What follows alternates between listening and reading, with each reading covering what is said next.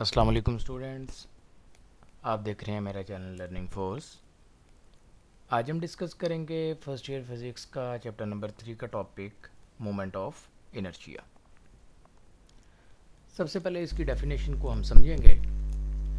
The product of mass of a particle and square of its perpendicular distance from axis of rotation is called moment of inertia. It is denoted by I and given by I is equal to M R square. अगर हम किसी भी particle का मास और उसका जो perpendicular distance का square from axis of rotation से लें, इन दोनों का जो प्रोडक्ट होगा वो मोमेंट ऑफ इनर्शिया कहलाएगा। वैसे अगर हम किसी भी ऑब्जेक्ट के इनर्शिया की बात करें तो उसके मास को हम इनर्शिया कह सकते हैं कि जितना ज़्यादा उसका मास होगा उतना ज़्यादा उसके अंदर इनर्शिया होगा। इनर्शिया बेसिकली किसी भी ऑब्जेक्ट की प्रॉपर्टी है कि वो अपनी चेंज इन स्टेट को रेजिस्ट करे।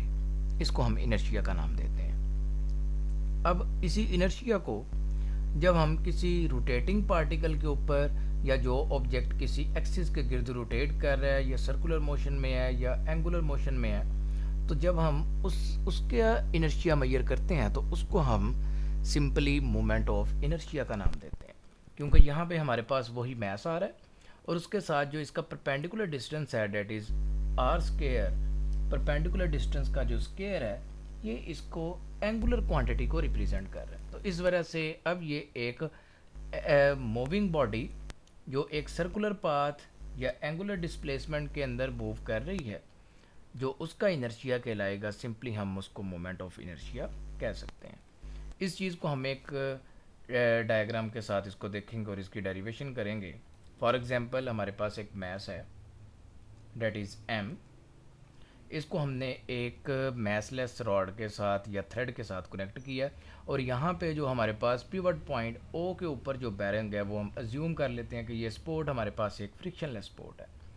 अगर मैं इसके ऊपर फोर्स F प्रोवाइड करूँ, और जैसा कि हम देख सकते हैं ये हमारे पास एक टेंजेंटल फोर्स है, यानी कि जो मेरे पास इसका यहाँ से रेडियस बन रहा है ये उसके टेंजेंट के ऊपर एक्ट कर रही है। और इसी तरह ये जब मास m मूव करेगा तो इसके अंदर कुछ एक्सेलरेशन भी प्रोड्यूस होगी और वो कुछ इस डायरेक्शन के अंदर मूव करेगा। इस फोर्स की वजह से कुछ इस डायरेक्शन के अंदर एक्सेलरेशन प्रोड्यूस होगी। Consider a mass m is attached to the end of the massless rod. Assuming that the pivot point O is frictionless, the force is acting on the mass perpendicular to the rod and this will accelerate the mass F is equal to ma। अगर हम इसके linear acceleration देख रहे हैं तो ये हमारे पास tangent to the circular path होगी और फोर्स की वजह से कुछ इस डायरेक्शन में हमारे पास एक्सेलरेशन जो है वो प्रोड्यूस हो। अब क्योंकि ये जो मास है ये तो इस रॉड के साथ कनेक्टेड है, ये इस डायरेक्शन में मूव करने की बजाय एक्सेलरेट करने की बजाय ये एक सर्कुलर पाथ में मूव करना स्टार्ट कर देगा। ये जो हमारे पास सर्कल है, ये सर्कल के बाउंड्री के ऊपर कुछ इस डायरेक्शन में मास जो है वो मूव करना स्टार्ट कर देगा। The force will cause the mass to rotate about point O। इस फोर्स की वजह से जो मास है ये पॉइंट O के गिर्द मूव करना शुरू कर देगा। हमारे पास लीनियर एक्सेलरेशन और एंगुलर एक्सेलरेशन का जो रिलेशन है that is A is equal to r alpha. अगर मैं इसी वैल्यू को above equation F is equal to m a के अंदर पुट करूं तो मेरे पास वैल्यू आ जाएगी F is equal to M r alpha. This is equation number 2। अब इस फोर्स की वजह से हम ये भी कह सकते हैं कि turning effect is produce by the torque. इसके अंदर टर्निंग इफेक्ट भी प्रोड्यूस हो रहा है। टर्निंग इफेक्ट भी हमारे पास टॉर्क की भी डेफिनेशन यही है, turning effect of a body. अब यहाँ पे अगर मैं इस एक्सप्रेशन को इक्वेशन नंबर 2 को इन टर्म ऑफ टॉर्क लिखना चाहता हूँ तो मैं इस इक्वेशन नंबर 2 को R से दोनों साइड पे मल्टीप्लाई कर दूंगा तो मेरे पास इक्वेशन आ जाएगी r f is equal to M R square into alpha. अब R इंटू एफ ये मेरे पास टॉर्क आ गया और m are square into alpha ये मेरे पास वैल्यू इसके इक्वल आ गई। तो यहाँ पे मैं सिंपली लिख सकता हूँ torque is equal to M R square into alpha. अगर हम इस इक्वेशन को थोड़ा सा मज़ीद सिंप्लीफाई करें तो torque will be equal to I alpha भी हम लिख सकते हैं, ये वैल्यू एम आर स्क्वायर ये मेरे पास मोमेंट ऑफ इनर्शिया के इक्वल है। और एक और चीज़, अगर मैं इसको torque is equal to I alpha की फॉर्म में लिखूं, that is torque is equal to I alpha, ये जो मेरे पास इक्वेशन आ रही है,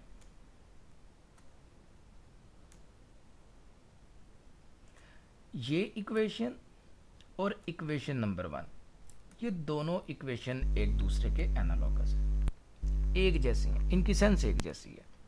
फोर्स की जगह पे लीनियर मोशन में जो काम फोर्स कर रही है, एंगुलर मोशन में वही काम टॉर्क कर रहा है। टॉर्क वो जो है ऑब्जेक्ट को टर्निंग इफेक्ट उसके अंदर प्रोड्यूस कर रहा है, turning effect is produce by the torque. और लीनियर मोशन जो है, जो ऑब्जेक्ट एक्सेलरेट कर रहा था, वो फोर्स की वजह से एक्सेलरेट कर रहा था। इसी तरह मैस हमारे पास इनर्शिया का कंपोनेंट है और लीनियर मोशन में, और इसी तरह एंगुलर मोशन में वही काम मूवमेंट ऑफ इनर्शिया करेगा। लीनियर मोशन की एक्सेलरेशन ए और एंगुलर मोशन की एक्सेलरेशन अल्फा। तो ये दोनों इक्वेशन जो हैं वो एक दूसरे के एनालॉगस हैं। ये इक्वेशन लीनियर मोशन के लिए वैलिड है, इक्वेशन नंबर 1, और ये मोशन हमारे पास एंगुलर मोशन के लिए वैलिड है। हम इस इक्वेशन से लीनियर मोशन की एक्सेलरेशन कैलकुलेट कर सकते हैं और एंगुलर मोशन में इस इक्वेशन से हम एंगुलर एक्सेलरेशन कैलकुलेट कर सकते हैं। एक हमारे पास फर्दर एक पॉइंट है इस टॉपिक का, the moment of inertia plays the same role in angular motion as mass in linear motion. अब वो रोल क्या है कि जो moment of inertia role play कर रहा है एंगुलर मोशन में, मैस वही मोशन लीनियर वही रोल लीनियर मोशन के अंदर प्ले करता है। In linear motion we can find the acceleration, linear acceleration, and in angular motion we can find the angular acceleration. ये इनका जो है वो रोल है। मोमेंट ऑफ इनर्शिया जो है वो सिर्फ मैस के ऊपर डिपेंड नहीं करता। लीनियर मोशन के अंदर हम कहते हैं कि जो इनर्शिया है वो सिर्फ मैस के ऊपर डिपेंडेंट है, और एंगुलर मोशन के अंदर जो मोमेंट ऑफ इनर्शिया है वो मैस और आर स्क्वायर के ऊपर डिपेंडेंट, इन दो क्वांटिटीज़ के ऊपर सिंपली डिपेंड कर रहा है, I is equal to M R square. Next हम डिस्कस करते हैं moment of inertia on a rigid body. Rigid body का हम मोमेंट ऑफ इनर्शिया किस तरह कैलकुलेट कर सकते हैं। हम पहले सपोज कर लेते हैं कि एक हमारे पास रिजिड बॉडी है जिसका मैस जो है वो नॉन यूनिफॉर्म डिस्ट्रीब्यूटेड है, यानी कि हर पॉइंट का अलग अलग मैस जो है वो हो सकता है।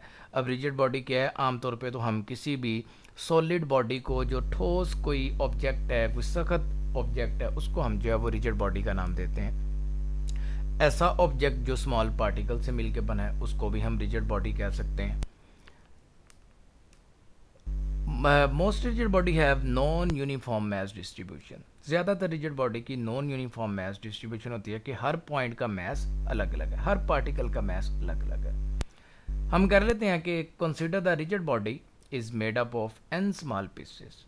एक हमारे पास रिजिड बॉडी है जिसके n स्मॉल पीसेस हैं of mass m1 m2 and so on up to mn at the distances r1 r2 and rn from the axis of rotation at o। अब कुछ पॉइंट या मैसेज जो है वो मैंने मार्क कर लिए। एक मेरे पास m1 है जो डिस्टेंस r1 के ऊपर है, m2 है जो r2 के ऊपर है, m3 है जो r3 के ऊपर है। इसी तरह सो ऑन मेरे पास कोई मैस mn हो सकता है या m4 हो सकता है जो rn के ऊपर लाई कर रहा है या r4 के ऊपर लाई कर रहा है।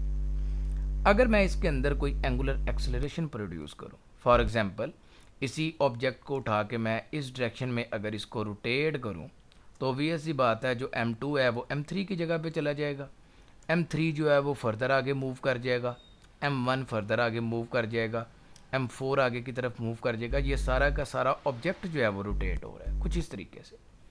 तो जो एंगल मेरे पास यहाँ पे प्रोड्यूस हो रहा है m2 का, हर मैस के अंदर, हर मैस के जो पार्टिकल हैं हर एक के अंदर वही डिस्प्लेसमेंट प्रोड्यूस होगी, हर एक की सेम एक्सेलरेशन होगी, हर एक ने इक्वली डिस्प्लेसमेंट जो है वो कवर की, इक्वल चेंज इन डिस्प्लेसमेंट हर एक के अंदर आया। तो जो मेरे पास m1 का जो टॉर्क है, m1 का अगर मैं टॉर्क कैलकुलेट करूं तो जो मेरे पास इक्वेशन थी जो लास्ट इक्वेशन हमने टॉर्क का एक्सप्रेशन फाइंड किया था, torque is equal to M R square alpha, वहाँ से मैं मैस 1 का टॉर्क लिख सकता हूँ, torque 1 is equal to m1 r1 square into alpha.